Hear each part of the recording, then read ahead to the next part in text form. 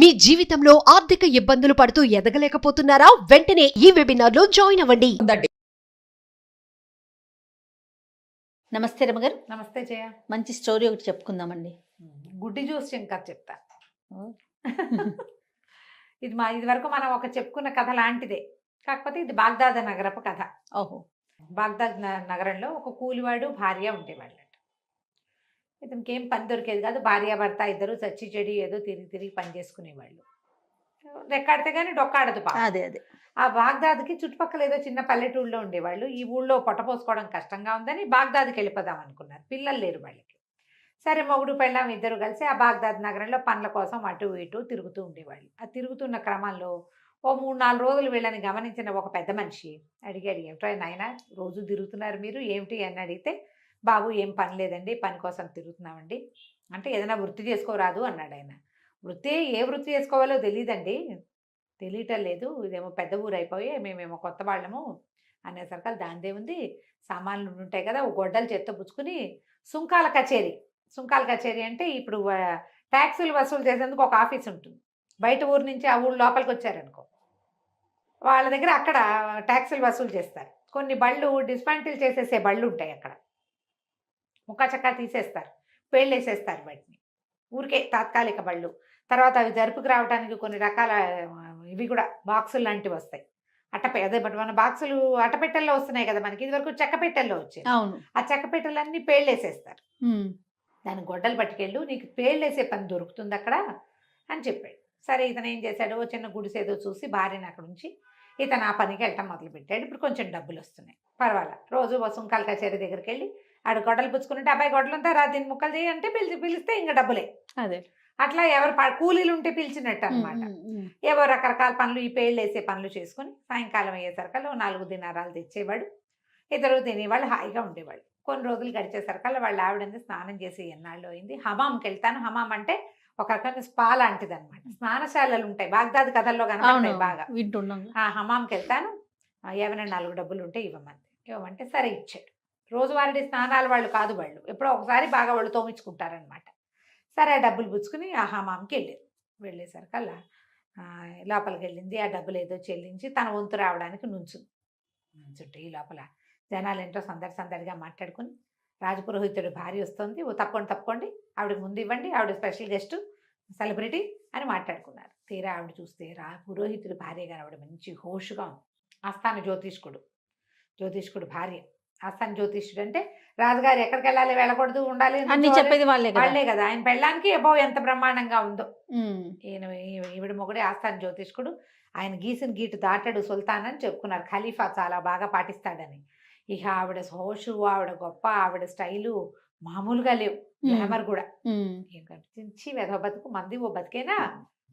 అయితే ఆస్థాన జ్యోతిష్కుడు పెళ్ళాం అవ్వాలి, మనిషి అంటే అది అనిపించింది. అక్కడి నుంచి స్నానం లేదు, ఏం లేదు, లేచక్క వచ్చేసింది. అక్కడి నుంచి వచ్చేసి, మొగుడు సాయంకాలం ఇంటి రాగానే, నువ్వేమవుతావో నాకు తెలియదు, నువ్వు ఆస్థాన జ్యోతిష్కుడు అయిపోవాల్సిందే. అయ్యో, నువ్వు అయిపోతేనే కుదురుతుంది, లేకపోతే నాకు కుదరదు, పో ఇంట్లో నుంచి అనేసరికల్లా ఈ తెల్లబాయి, వస్తే నాకు చదువే రాదే, నేనెట్టా జ్యోతిష్యం చెప్తానే అంటే, అవంతా నాకు తెలీదు, నువ్వు చదువుతావో చస్తావో ఏమవుతావో, నువ్వు మాత్రం జ్యోతిష్కుడు అవ్వాల్సిందే, నేను జ్యోతిష్కుడు పెళ్ళంగా హోషు వెలువరచాల్సిందే, ఇంకో దారి అయితే లేదు, నువ్వు ఏదో ఒకటి చేసి జ్యోతిష్కుడు అయిపోమని. సరే, వీరేం ఆలోచించాడు. కొద్ది రోజులుగా పనిచేస్తున్నాడుగా, 4 డబ్బులు ఉన్నాయి. దాంతో ఏం చేశాడు, ఓ సిరా బుడ్డి, ఓ కలము, ఓ కాసిన పేపర్లు, ఓ చిన్న అట్ట అది పెట్టుకోవడానికి కొనుక్కొని హమాం దగ్గరికి వెళ్ళాడు. స్నానశాలకి ఖలీఫా వస్తారు రెగ్యులర్గా, వారానికి 2 సార్లు 3 సార్లు ఒళ్ళు మర్దం చేయించుకోవడానికి. ఖలీఫా వచ్చే రోజు చూసుకుని వెళ్ళి ఆ ద్వారం దగ్గర కూర్చుని యంత్రాలు గీయటం మొదలుపెట్టాడు. జస్ట్ బొమ్మలు లాంటివి అనమాట. యంత్రం మనం కూడా చేస్తాంగా, యంత్రాలు గీస్తుంటే అందరూ వారా వీరా. ఖలీఫా అప్పుడే స్నానానికి వచ్చారు. ఆయన మామూలు సాదా దుస్తుల్లో వస్తాడు. స్నానానికి వచ్చేవాళ్ళు పట్టుబట్టలు కట్టు రారు కదా. సరే, జనాలంతా ఆయన చుట్టూ చేరి సహాయం చేయండి అని అదని ఇదని ఏదో అడుగుతున్నారు. ఇతను ఏం చేశాడు, గుమ్మం దగ్గర కూర్చున్నాడు కదా, కూర్చుని, ఖలీఫా ప్రభు ఒకసారి ఇటు వస్తారా, ఇటు దయచేయండి కాస్త ఈ దేనుడి దగ్గరికి అన్నాడు. అనగానే ఆయన ఒక మండపం లాంటి దగ్గర నుంచున్నాడు. ఆ మండపం దిగి ఇటు ఇతని దగ్గరికి వచ్చాడు. ఆయన ఇక్కడ ప్రజల్లో ఎవరైనా మమేకమై ఉంటాడనమాట. ఎప్పుడైతే ఈ ఖలీఫా నడిచొచ్చి ఈ హమాం గుమ్మం దగ్గర ఉన్న మన జ్యోతిష్కుడు ఉన్నాడు కదా, ఉమ్, కాబోయే జ్యోతిష్కుడి దగ్గరికి వచ్చాడు. ఆ మండపం ఫెళఫెళామని పడిపోయింది కప్పు. ఆ, జనాలు కేకలు పెట్టారు. ఈ లోపల ఆయన తాలూకు అంతరంగిక సిబ్బంది ఉంటారు కదా, వీళ్ళు మన కాపలా వాళ్ళు దాన్ని ఏమంటారు, బాడీ గార్డ్స్ పరిగెత్తుకుంటూ వచ్చారు. ఆయన అక్కడే నుంచున్నాడు ఇప్పటిదాకా. క్షణంలో ఆయన దిగాడు, ఇది పడిపోయింది. పడిపోయింది. ఆయన అక్కడ ఉన్నాడేమో అని చూస్తే ఆయన అక్కడ లేడు, గుమ్మం దగ్గర ఉన్నాడు.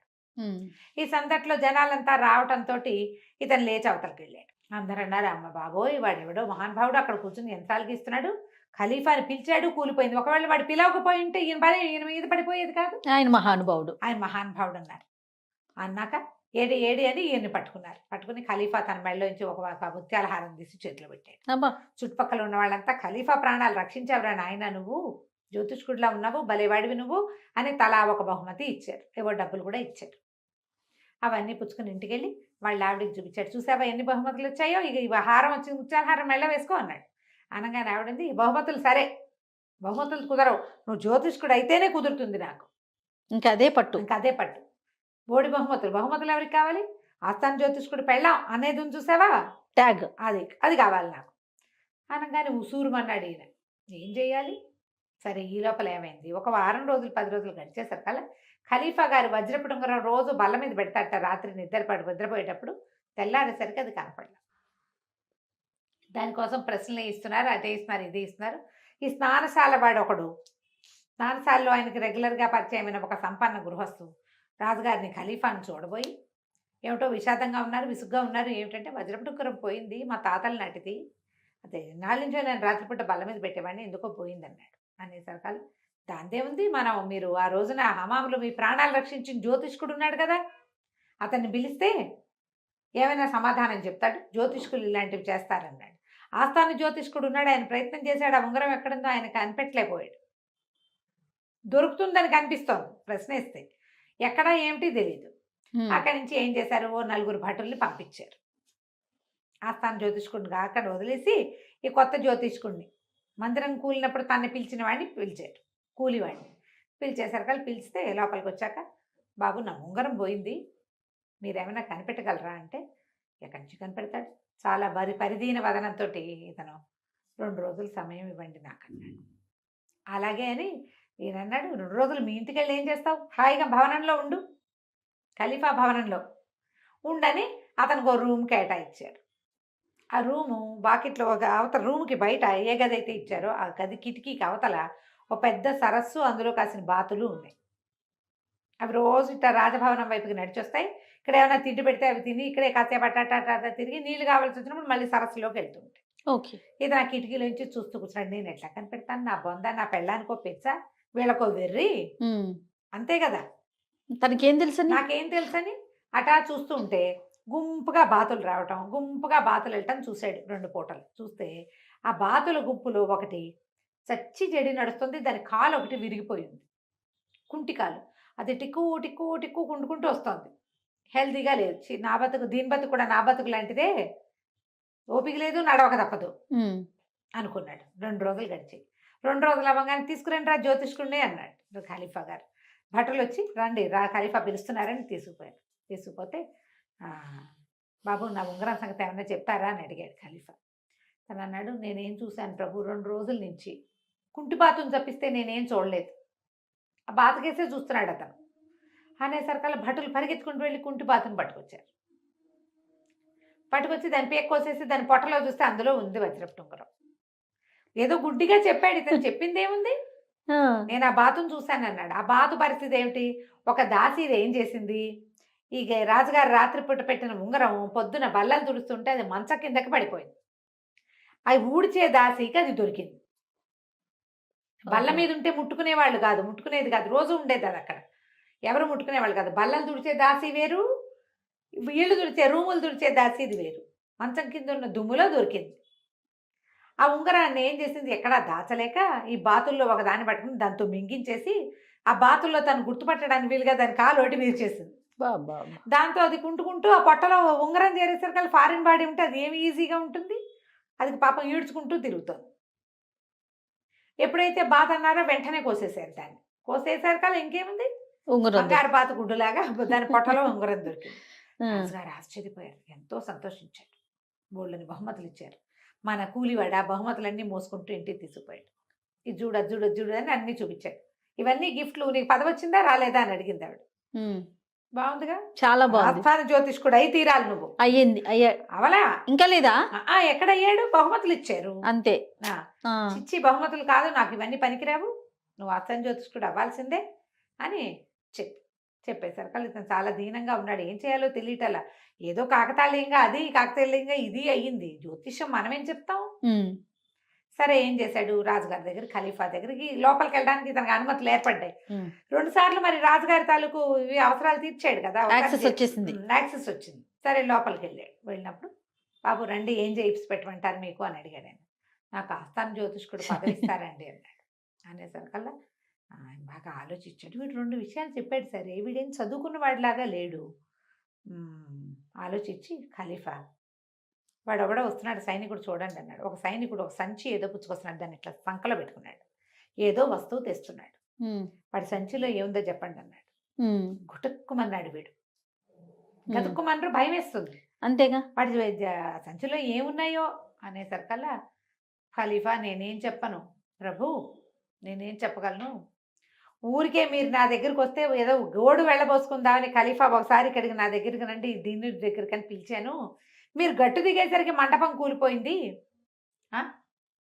మీ ఉంగరం పోయింది. నేను ఆ బాతుల కేసు చూస్తూ ఆ కుంటి బాతు ఏమిటో దీనికి జబ్బుగా ఉన్నట్టుందని దాని కేసు చూస్తే అందులో ఉంగరం దొరికింది. ఈ కుందేలు ఎంత తప్పించుకున్నా వేటగాడి చేతే కదండి చిక్కుతుంది. నేనట కుందేలు లాంటి వాడిని అన్నాడు. అనగానే ఆ భట్టుడి దగ్గరకు వచ్చాడు. ఏముందిరా నీ సంచిలో అని అడిగాడు. కుందేలు పిల్ల ప్రభు, నేను అబ్బాయి గారికి నా ఇష్టమని తీసుకొచ్చానని కుందేలు తీసి బయట పెట్టాడు. వీడు కుందేలు పదని చెప్పాడు కదా, అదే అదే నేను కుందేల్ని నేను వేటగాడికి దొరికేశాను మీకని చెప్పాడు. కుందేలు చూడగానే రాజు ఆశ్చర్యపోయాడు. ఖలీఫా అరే సంచిలో కుందేల్ని ఎంత నర్మగర్భంగా చెప్పాడు జ్యోతిష్కుడు. శభాష్, నీకు ఉద్యోగం కావాలి అంతే కదా. సరే నువ్వు ఇవాళ నుంచి ఆస్థాన జ్యోతిష్కుడు గుంపులో నువ్వు కూడా ఒకటివి. బాగుంది. 3 విషయాలు ఇంత బాగా చెప్పినందుకు ఎప్పుడైనా అవసరమైన వచ్చినప్పుడు నీతో మాట్లాడతాను. హాయిగా నువ్వు జ్యోతిష్య పదవిని అలంకరించి మాతో పాటు ఉంటూ మమ్మల్ని ఆనందింపజేయన్నాడు. వెంటనే ఆస్థాన జ్యోతిష్కుడు ఉద్యోగం ఇచ్చేసారు. చాలామంది ఉన్నారు, ఒక 6-7 అక్కడ.